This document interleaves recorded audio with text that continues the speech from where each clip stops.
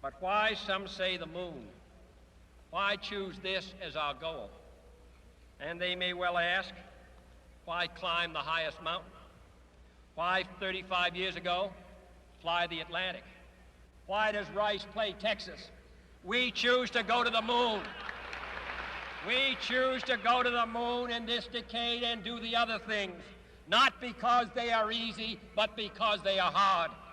Because that goal will serve to organize and measure the best of our energies and skills.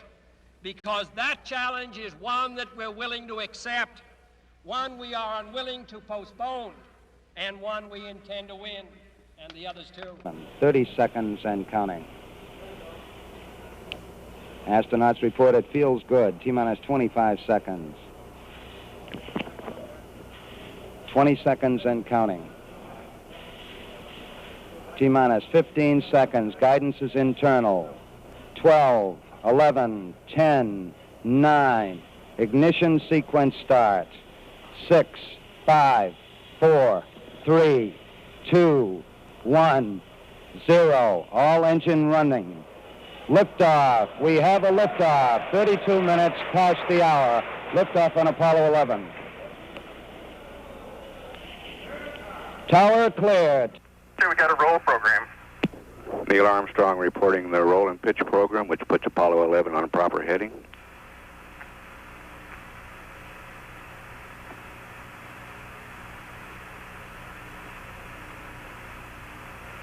Plus 30 seconds. Roll's complete and the pitch is programming.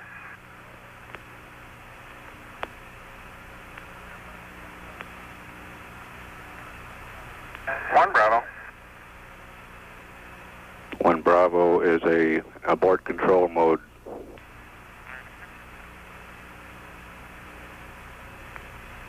Altitude's 2 miles.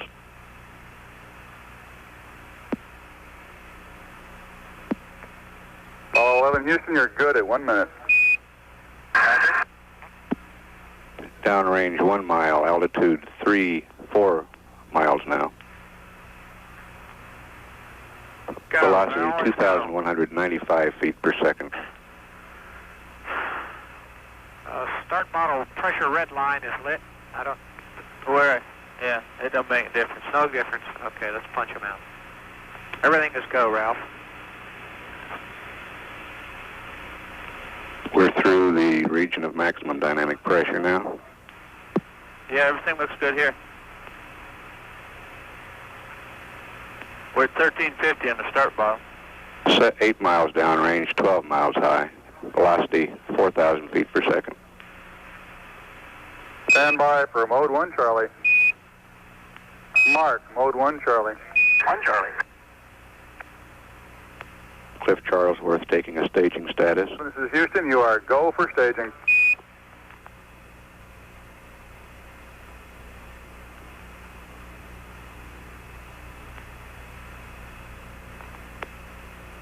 Inboard cutoff.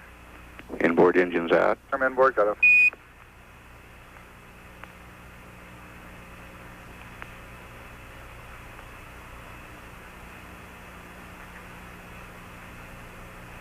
Downrange 35 miles, 30 miles high. Standing by for the outboard engine cut down now.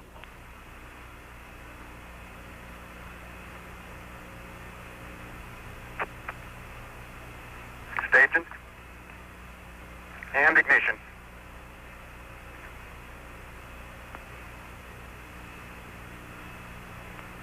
S4B is go. 11 Houston, thrust is go. All engines, you're looking good. Roger, you're loud and clear, Houston. At 3 minutes, downrange 70 miles, 43 miles high, velocity 9,300 feet per second. Okay, 11, we have a picture. We see the Earth right in the center of the screen, over. That's getting a lot better now, 11. Mike, you coming in 5 by, I got a good... Well, I put on a code and time if I'd known about this ahead of time. Is Buzz holding your cue cards for you, over? Cue cards have a no. We have We have no intention of competing with the professionals, believe me. The Commander Armstrong. Buzz, when you take the camera over towards the window with the sun shining through it, send to blank it out, though. Yeah, Neil's standing on his head again. He's trying to make me nervous. Roger. He's disappearing up into the tunnel, of course, as he was going into the lunar module only backwards. Roger, we can see portions of the LAB now, the systems test meter panel in the lower part of the picture, or we did have it anyway. Okay, and then directly behind his head are our optical instruments, the sextant and the telescope that we used to take sightings with. Roger, copy, and we see the disk key flashing with a 651. That's a beautiful picture. Clarity is outstanding.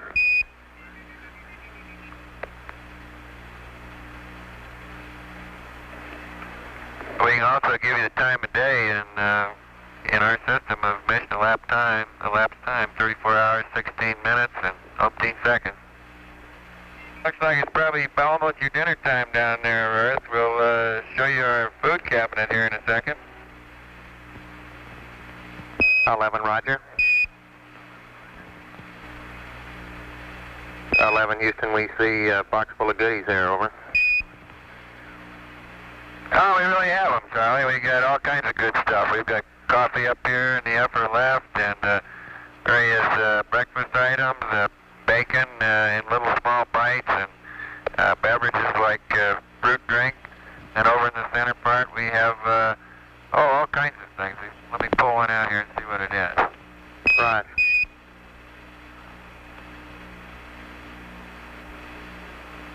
Would you believe you're looking at chicken stew here? All you have to do is 3 ounces of hot water for 5 or 10 minutes. Now we get our hot water out of a little spigot up here with a filter on it that filters any gases that may be in the drinking water out. And we just stick the end of this little tube in the end of the spigot and pull the trigger 3 times for 3 ounces of hot water, and then mush it up and slice the end off it, and there you go, beautiful chicken stew. Sounds delicious. Yeah, the food so far has been very good. We couldn't be happier with it. Roger. Run that flashlight a second. The surgeons are saying thank you there for that. And it is sort of down in a dark corner, so we have a flashlight here to help us see things. And if I can let go of it carefully, it'll just hold itself right where it is. Roger. As long as disturb it will.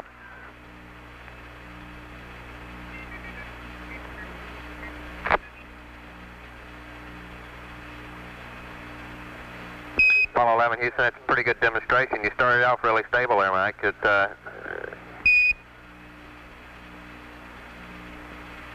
the problem is no matter how carefully you let go, you bump it just a tiny little bit, set it in motion, and once in motion, there she goes. Try that again. It looks fairly stable now with slow rotation.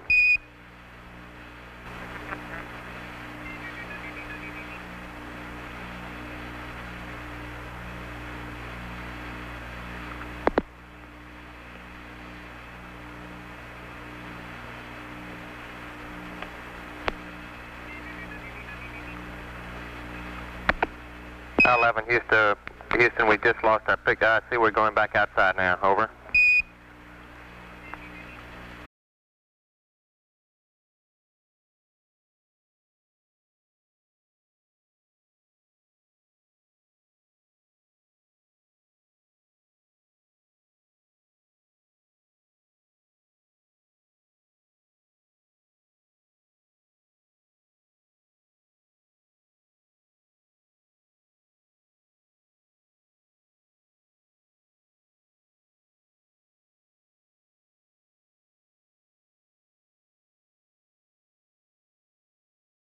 One other item relative to a malfunction procedure. It's unlikely that you'll have to worry about this tomorrow, but in your malfunction list under docking on page F11-9, there is a malfunction procedure for a high O2 flow rate at the top of, under tunnel, at the top of page 11-9. We would like to have you not use that malfunction procedure should you encounter the high O2 flow rate, and instead check back with Houston for a revised procedure should you find that situation. Over. Understand, and notice and made my checklist. Capcom, we're go for undocking.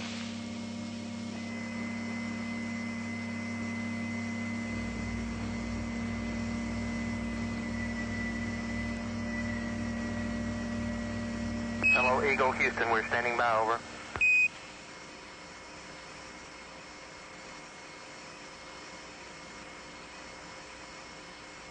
The Eagle has wings. Raj. The Eagle has wings. On its own now, but with Columbia near at hand, it coasted around to the backside of the moon, and there, while out of direct communication with the Earth, it fired its engine to slow its descent to a touchdown on the near side of the moon. Collins in Columbia continued in orbit, awaiting their return.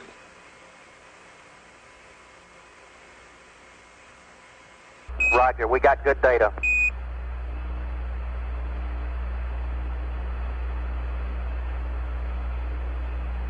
Seven minutes, 30 seconds into the burn.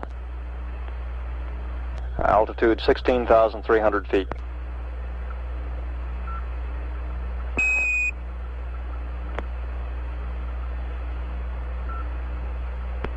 Eagle, Houston, it's descent to fuel to monitor, over. Under 2. Altitude 13,005. Velocity 9,100 feet per second. Made it switch over time, please, Houston. Roger, stand by. You're looking great at 8 minutes. Correction on that velocity, now reading 760 feet per second. It's the P-64. Good. Roger.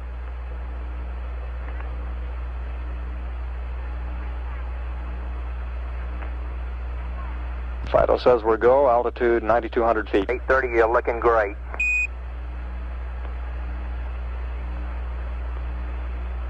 Descent rate 129 feet per second. We copy.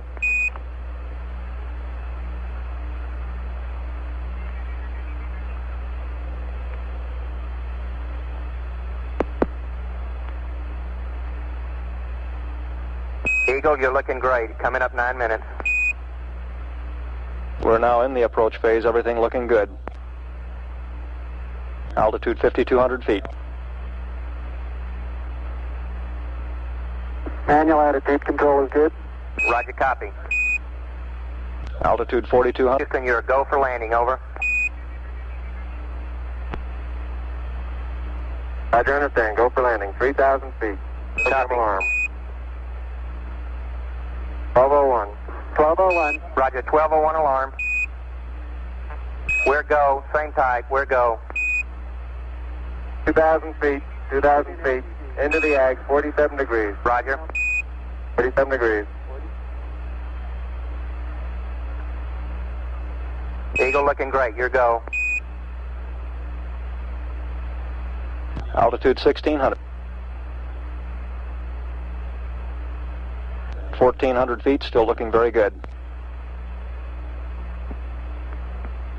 Roger, 1202. We copy it. 35 degrees. 35 degrees. 750. Coming down to 23.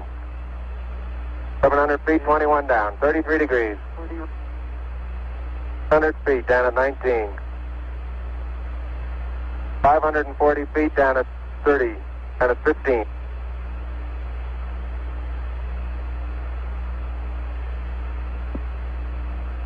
Okay, 400 feet down at 9.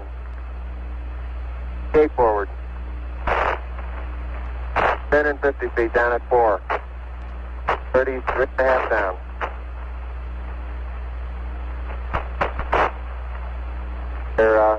Spiked on horizontal velocity. 300 feet down 3.5. 47 forward. Put up. On 1.5 down. 70.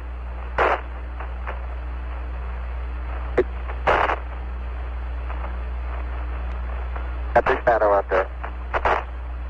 50 down at 2.5. 19 forward.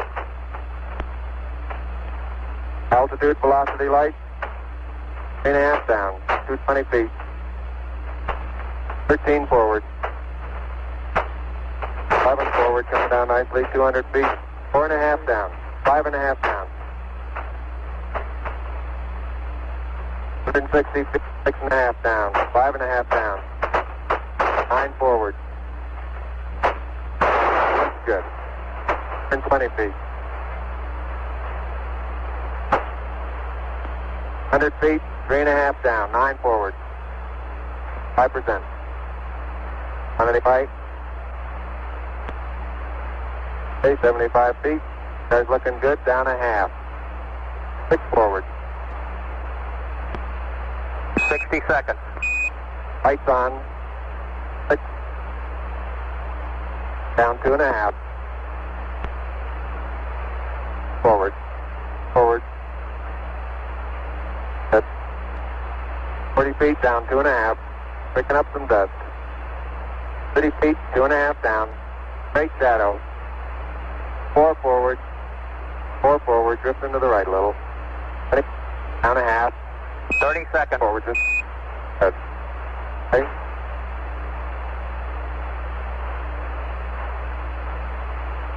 Contact light.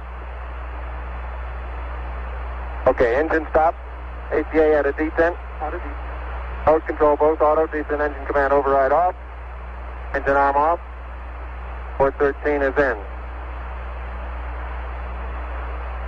We copy you down, Eagle. Houston, Tranquility Base here. The Eagle has landed. Base 5 clear. Roger. And we're getting a picture on the TV. Oh, you got a good picture, huh? There's a great deal of contrast in it, and currently it's upside down on our monitor, but we can make out a fair amount of detail.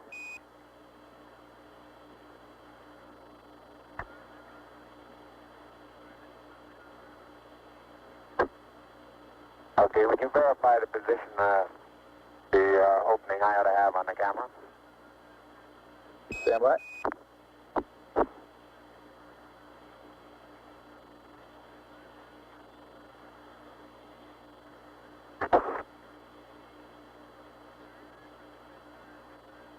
Okay, Neil, we can see you coming down the ladder now. Neil, we can see you coming.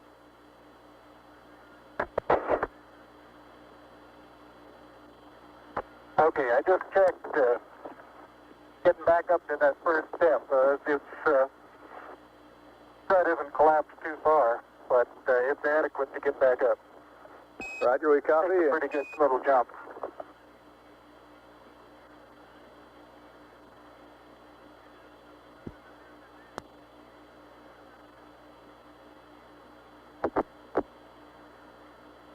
Buzz, this is Houston. F2, 1/160th second for shadow photography on the sequence camera. Okay. I'm at the foot of the ladder. The LEM footbeds are only depressed in the surface about 1 or 2 inches, although the surface appears to be very, very fine-grained as you get close to it. It's almost like a powder. Ground mass is very fine.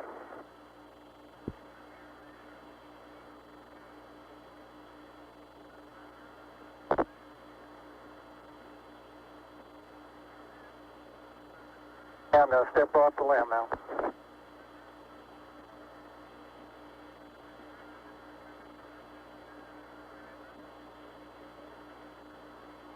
That's one small step for man,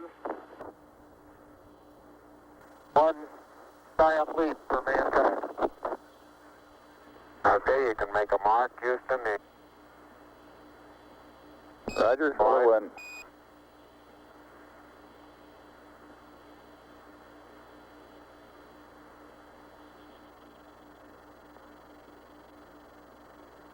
And incidentally, you can use the shadow that the staff makes to assist you in getting it perpendicular. Right up to the rocker.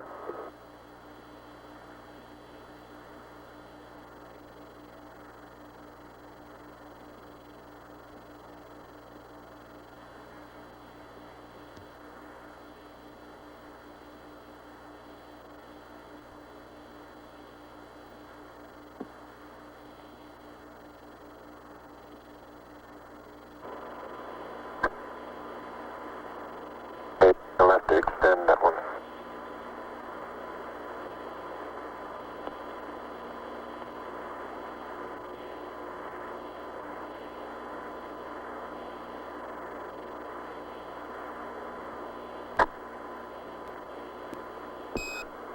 Columbia, this is Houston, AOS, over. Houston, AOS, over.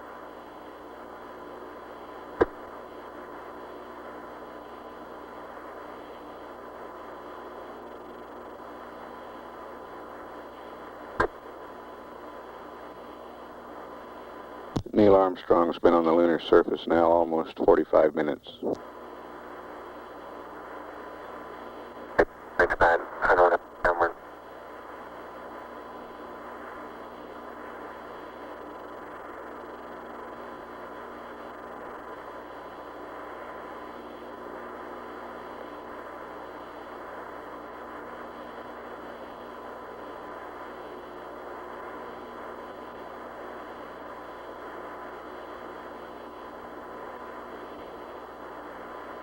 Houston, Columbia on the high gain, over. Columbia, this is Houston, reading you loud and clear, over. Yeah, this is Houston reading. Yeah, radio loud and clear. How's it going? Roger, the EVA is progressing beautifully. I believe they're setting up the flag now. Great. I guess you're about the only person around that doesn't have TV coverage of the scene. That's all right. I don't mind a bit.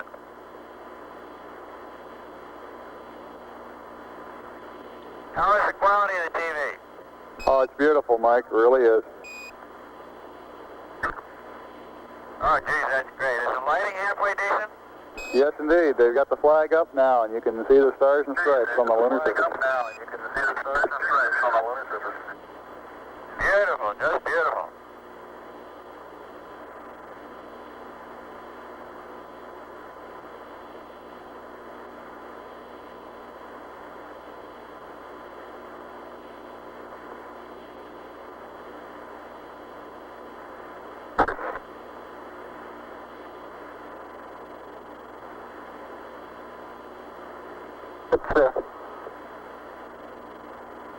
See if you can pull that end off a little bit.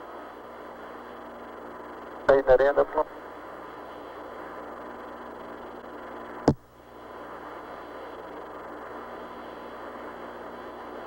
It won't go up.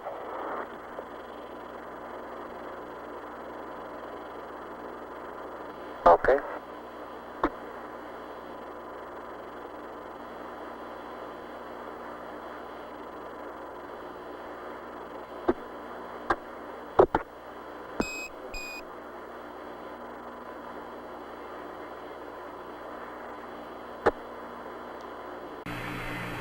Bill is now unveiling the plaque that is.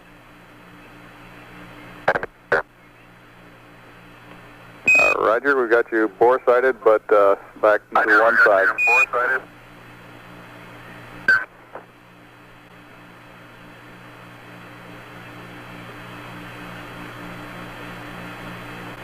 For those who haven't read the plaque, we'll read the plaque that's on the front landing gear of this LEM.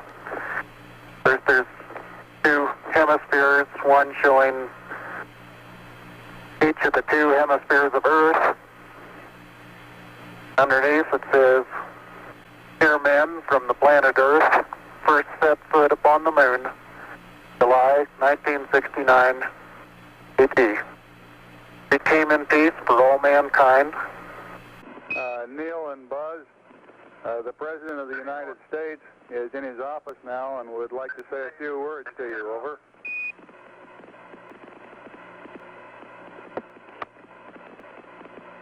That would be an honor. Go ahead, Mr. President. This is Houston out. Hello, Neil and Buzz. I'm talking to you by telephone from the Oval Room at the White House.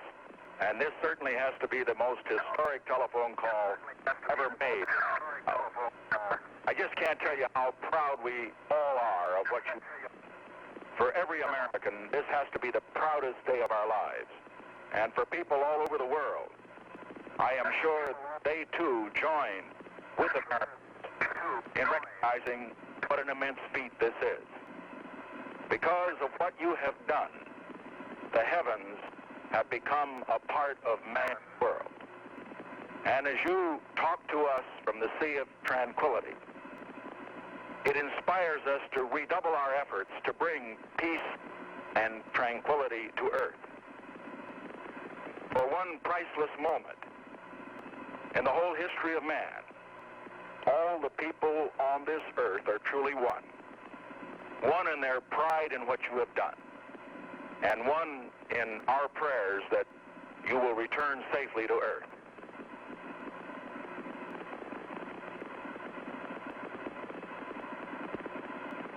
Thank you, Mr. President. It's a great honor and privilege for us to be here representing not only the United States, but men of peace of all nations, men with interest and a curiosity, and men with a vision for the future. Honor for us to be able to participate here today. And thank you very much, and I look forward, all of us look forward to seeing you on the Hornet on Thursday.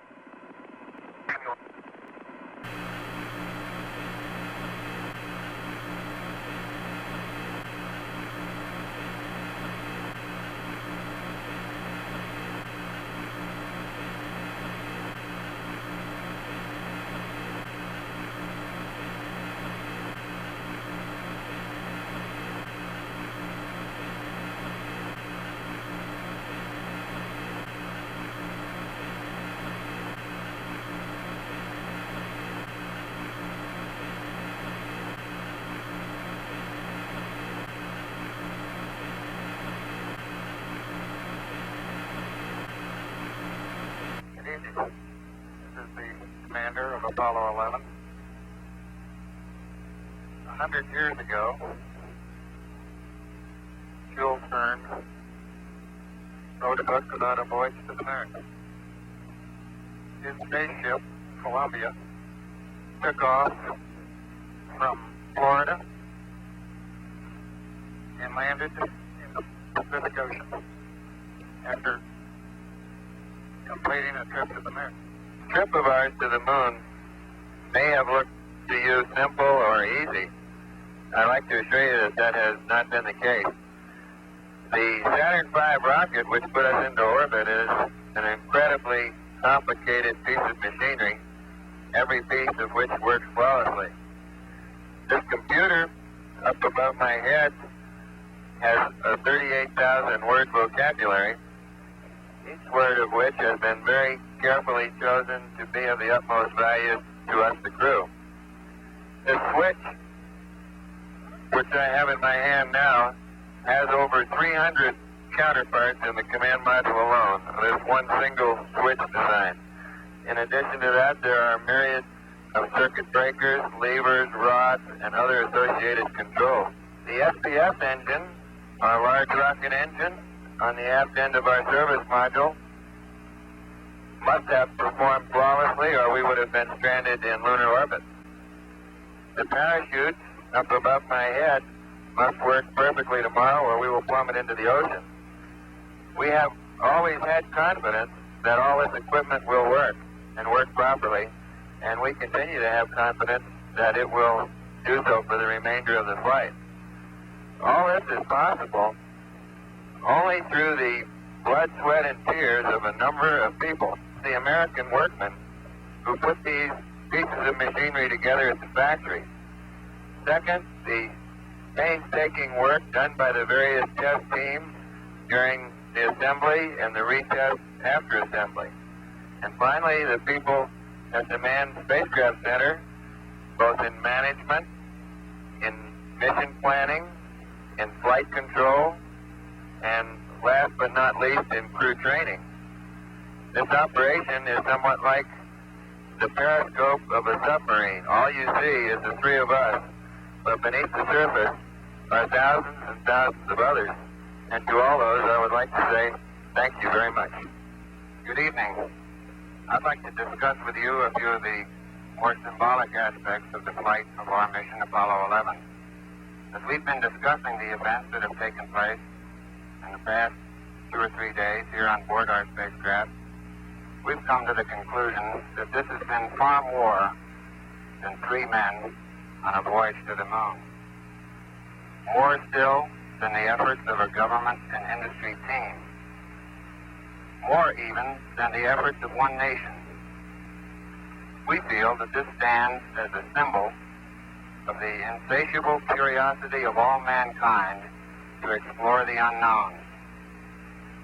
Neil's statement the other day upon first setting foot on the surface of the moon, this is a small step for a man, but a great leap for mankind, I believe sums up these feelings very nicely. We accepted the challenge of going to the moon. The acceptance of this challenge was inevitable. The relative ease with which we carried out our mission, I believe, is a tribute to the timeliness of that acceptance.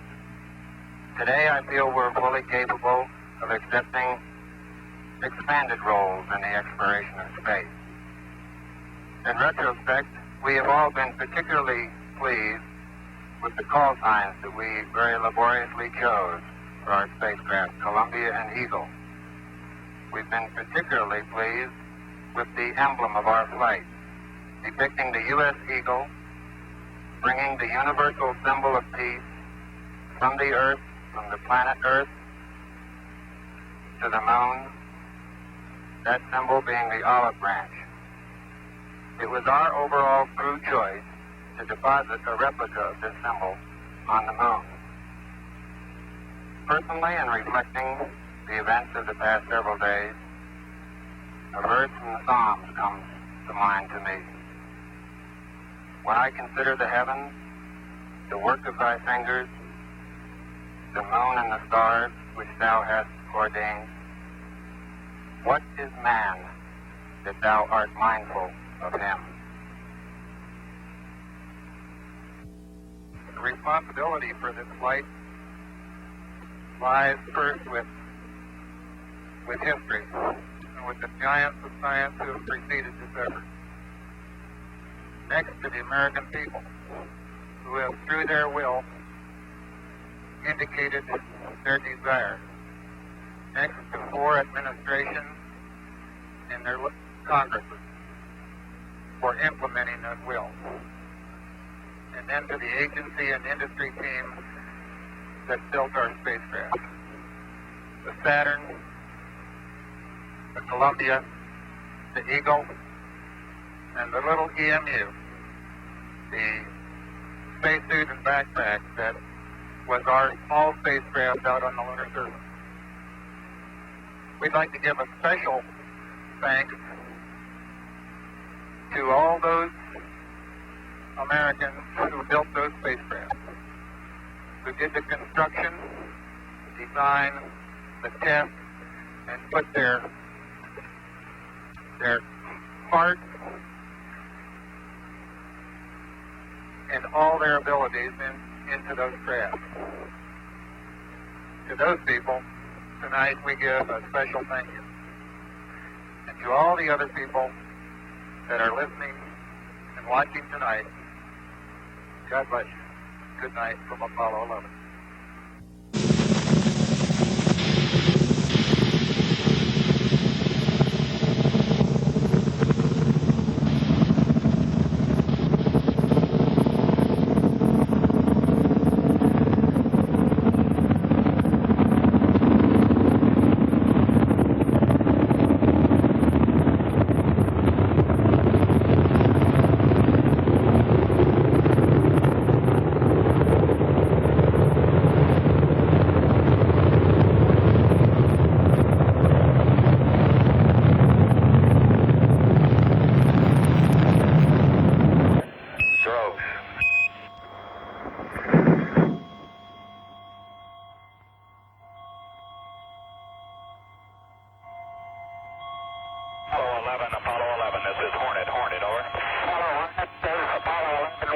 course, our position 1330, 6915. 11 Hornet, copy 1330, 1675. Any further data, over? 1330, 169er, 15.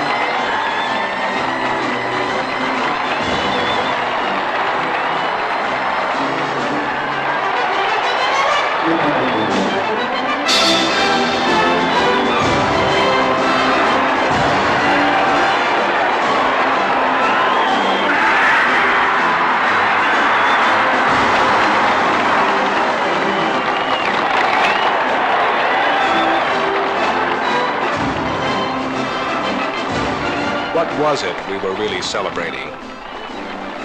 3 men who had done what no man before had done?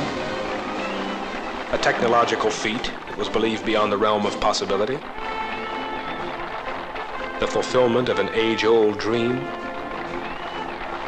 Were we celebrating simply because it had been a long time since we'd had anything to celebrate? Or was this something that touched an irrational, unthinking instinct in us all?